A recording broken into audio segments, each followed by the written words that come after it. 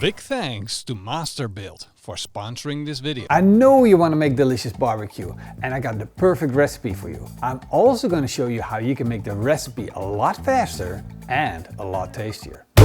Boom! There it is.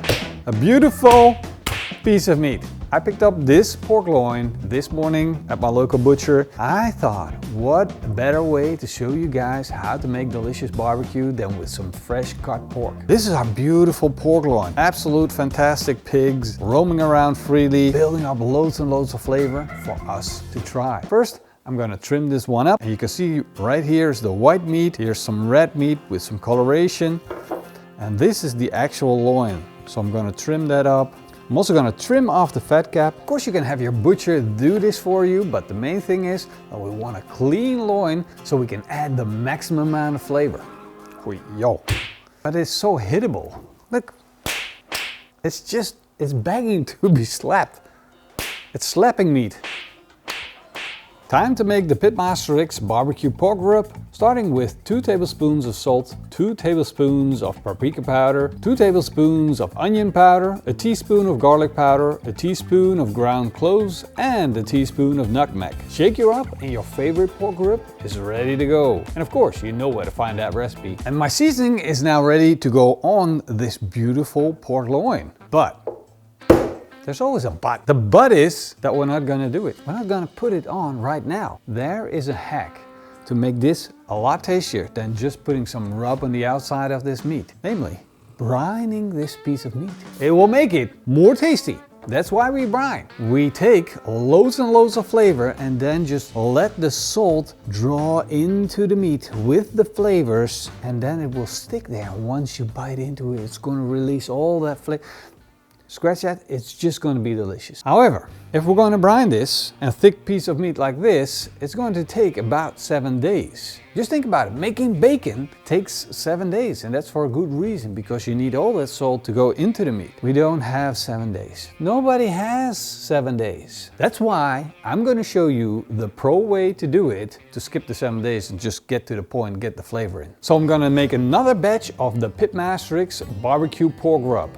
That is exactly the same recipe that I showed you before, and this is a very specific amount. I'm using 2 tablespoons of salt because that ends up weighing 50 grams. Perfect to make a brine with. All you have to do is take the recipe for the barbecue pork rub, mix it up with 1 liter of water, and you have the perfect pork brine. And you might not know this, but I designed all my PitmasterX rub recipes so that you can make a brine out of every rub. I'm gonna mix this up and make this extremely potent brine and put it in here. Because I'm using an injection needle like this, and I'm going to fill that pork tenderloin up, and I'm just going to try and load it up completely with as much brine as I possibly can. I want to fill it up. Did you see that? All the excess moisture is just going to come out, stream out, but the most important part is that the flavor stays in. You need a clean shirt. I do need a clean shirt. But now we got all that flavor sitting in this pork loin, and you can already see that it changed color. It went from a really light pink to an orange color. So we did a good job, but now we get to add more flavor by seasoning the outside with the PitmasterX barbecue pork rub. With not only seasoning the outside, but also seasoning the inside, we're guaranteed that every bite of this meat has flavor. And the brine syringe is a very, very cheap tool that you can easily buy at your local barbecue shop. This is plenty seasoned up, ready to go on the barbecue. Last thing that I'm gonna do is stick in a meter thermometer so that I can keep my eye on the core temperature of this beautiful roast. I'll be cooking on the masterbuilt gravity fed smoker. This thing is an absolute beast to smoke on. It has loads of space to put big pieces of meat on. And I thought I had a really big piece until you put it on the masterbuilt.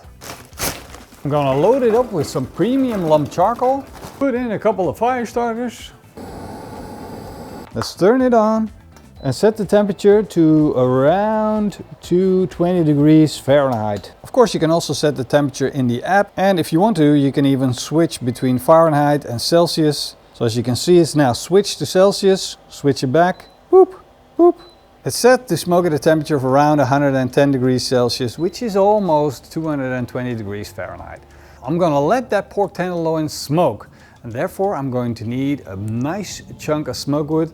This is beech, which is a hard wood, and it gives me the perfect flavor profile for a European style of cooking. This goes into the ashtray.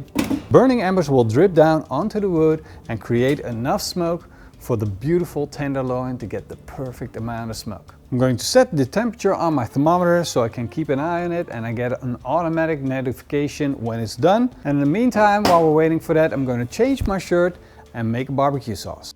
Ready to go!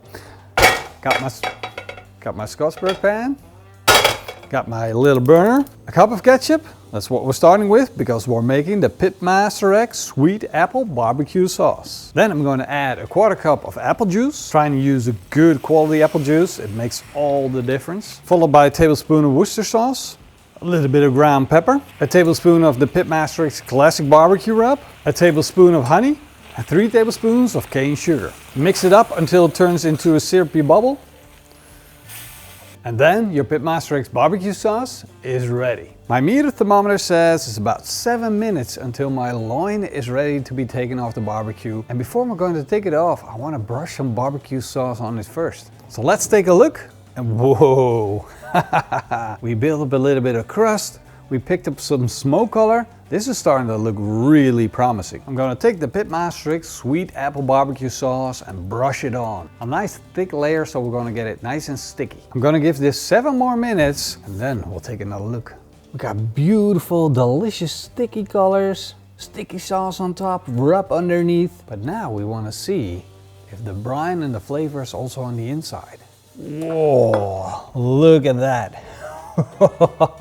We got a nice smoke ring on the outside, beautiful white meat on the inside, and you can see the dots with the brine and the rub sitting inside. We got a nice crust on the outside filled with flavor. Just a slice of pork loin. It is as simple as that. You know the secret technique? Oh, I just saw that. I start shredding it into it and look at how juicy this is. Oh! Of course, I'm pushing all the juices out. That's a big shame, but that's how much juice we got in this pork tenderloin. That's how much juice stayed in this pork tenderloin throughout the whole cook. Let's take a bite and test it and see what it's worth. Oh, that is so tasty. This is real barbecue flavors. And keep in mind, we didn't put any smoking products to enhance the flavors, just use the brine, some rub on the outside, a nice sauce, and barbecue did the rest of the work. But it tastes like really good pork ribs. Wow, this is really good.